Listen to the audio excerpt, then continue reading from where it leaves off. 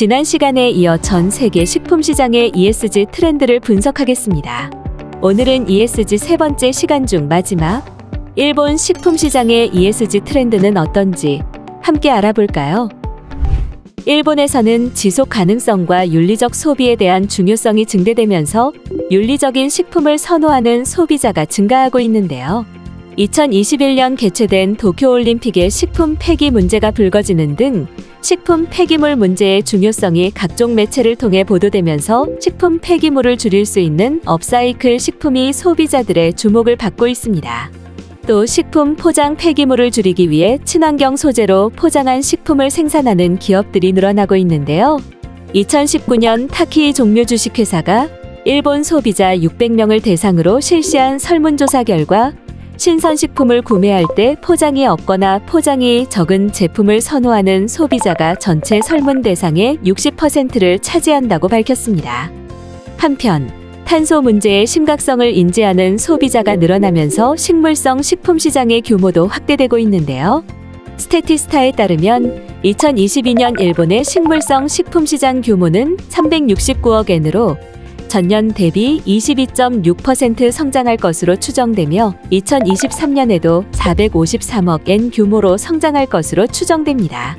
일본 육류 대체품 소비량 역시 2022년 1060만 킬로그램으로 전망되며 연평균 13.2% 성장해 2027년에는 약 2440만 킬로그램이 될 것으로 예상됩니다.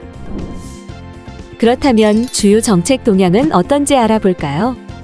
2020년 10월 일본의 스가 내각은 2050년 탈탄소 사회를 선언하고 국가 전략으로 녹색 성장 전략을 제시했는데요.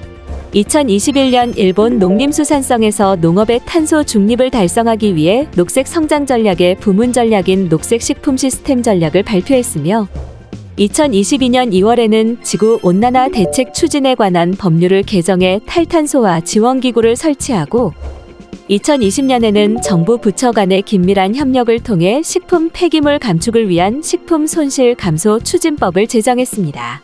일본은 2020년 10월 인권 침해를 예방할 수 있는 비즈니스와 인권에 관한 행동계획 이행에 착수했는데요. 2022년 9월에는 일본 경제산업성이 책임 있는 공급망에서의 인권 존중을 위한 지침을 발표하기도 했습니다. 유럽과 마찬가지로 일본 역시 지배구조에 대한 직접적인 정책은 시행된 바 없으며 주로 기업 주도하의 경영의 투명성과 이사회의 다양성 개선을 위해 노력하고 있습니다. 그럼 실제 식품기업의 ESG 경영 적용 사례를 살펴볼까요?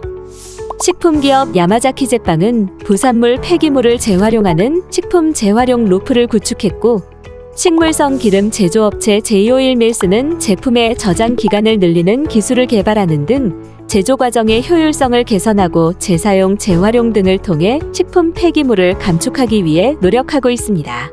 또한 주류기업 아사히는 2030년까지 페트병을 친환경 소재로 100% 전환할 예정입니다. 또한 이산화탄소를 줄이기 위해 재생에너지 사용량을 확대하고 산림 보호와 수자원 절약 등 환경 보호를 위한 다양한 활동을 전개하는 기업들도 증가하고 있습니다.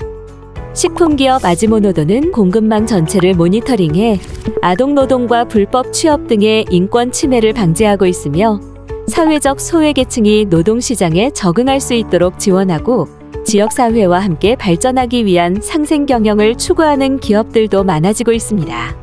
또한 식품기업 미쓰비시 식품은 뇌물수수와 부패 방지를 위한 감사원을 운영하고 식품기업 SB식품은 신뢰할 수 있는 기업 경영 구조 확립을 위해 주요 의사결정 기관의 사회 인사를 포함하는 등 투명한 기업을 만들기 위해 노력하고 있습니다. 지금까지 일본 식품 시장의 ESG 경영 동향을 분석해봤는데요. 일본의 경우 유럽처럼 의무화 정책을 추진하기보다 지침과 같은 권고 사항의 형태를 보이고 있지만 ESG 경영 강화를 위한 가이드라인을 주기적으로 발표하고 있는 만큼 이에 대한 모니터링을 지속적으로 해야겠죠.